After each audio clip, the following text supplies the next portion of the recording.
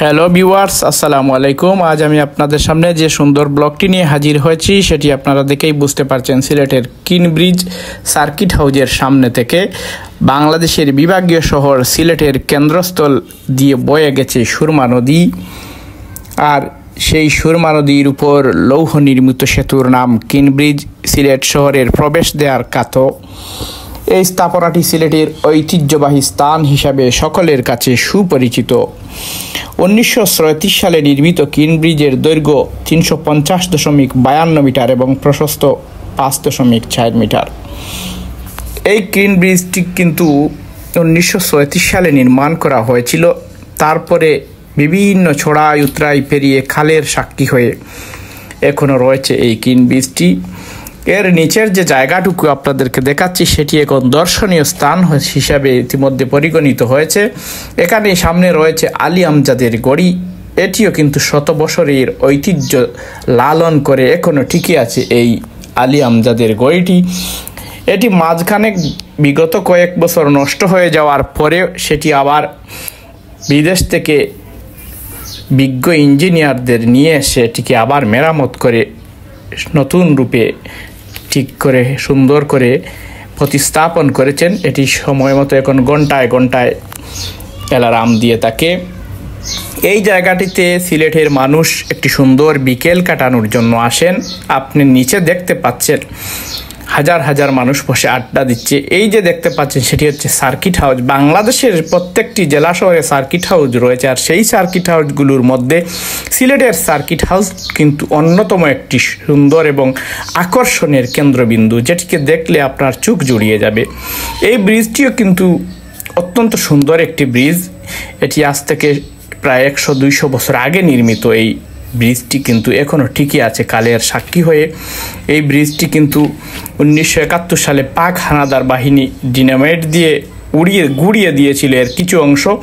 তারপরে 1977 সালে আবার বাংলাদেশ রেলওয়ের সহযোগিতায় এটিকে পুনর্নির্মাণ করে চলাচলের উপযোগ করে দেওয়া হয়েছিল। আমি আপনাদেরকে বলে রাখি, 19 শতকের 30 দশকে আসামের গভর্নর মাইকেল কিন সিলেট সফরে আসেন।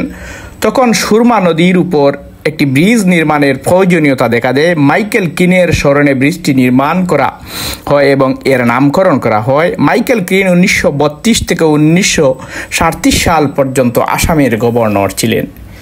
আমি আপনাদেরকে দেখাচ্ছি যে জায়গাটি কি, সেই জায়গাটি হচ্ছে সার্কিট হাউজের সামনে কিনব্রিজ। সেই কিনব্রিজের আমি ইতিহাস ঐতিহ্য আমি আপনাদের কি তুলে ধরছি। 1971 সালের মহান মুক্তিযুদ্ধ চলাকালে পাকিস্তানি বাহিনী ডিনামাইট দিয়ে কিন্তু ব্রিজটি একাংশ উড়িয়ে দিয়েছিল। পরবর্তীতে 1977 সালে বাংলাদেশ রেলওয়ের সহযোগিতায় ব্রিজটির ধ্বংসাবশেষ আবার পুনর্নির্মাণ করে এটিকে যান চলাচলের উপযুক্ত করা হয়। সর্বশেষ 2023 সালে এই ব্রিজটিকে আবার সংস্কার করে এখানে যান চলাচল সম্পূর্ণ বন্ধ করে দিয়ে শুধুমাত্র পায়ে হেঁটে এবং মোটর বাইক নিয়ে অনেকে যাতায়াত করতে পারেন। এছাড়া এখানে কোনো যানবাহন নিয়ে চলাচল করার কোনো অনুমতি এখন নেই।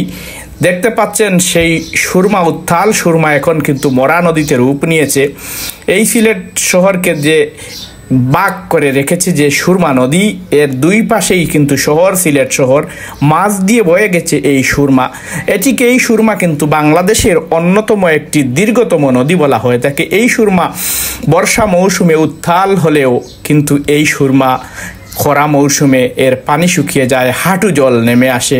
এখানে মানুষ হাঁটু পানি দিয়ে পার থেকে ওপারে চলে যেতে পারেন। এখানে পানি কিন্তু একেবারে নেই বললেই চলে, কিন্তু তার পাশে যে জমে উঠেছে যে জায়গাটি দর্শনীয় স্থান হিসাবে সিলেট নগরীর বিকাল কাটানোর জন্য, একটি আড্ডামুখর সময় কাটানোর জন্য যে স্থানটি অত্যন্ত আকর্ষণীয় হয়ে উঠছে, এটি হচ্ছে এই কিনব্রিজের নিচ। এখানে ফুচকা, চটপটি, হরেক রকমের চটকদায়ক মুখরোচক যে খাবার সেগুলা এখানে এই স্ট্রিট ফুড হিসাবে বিক্রি হয়ে থাকে।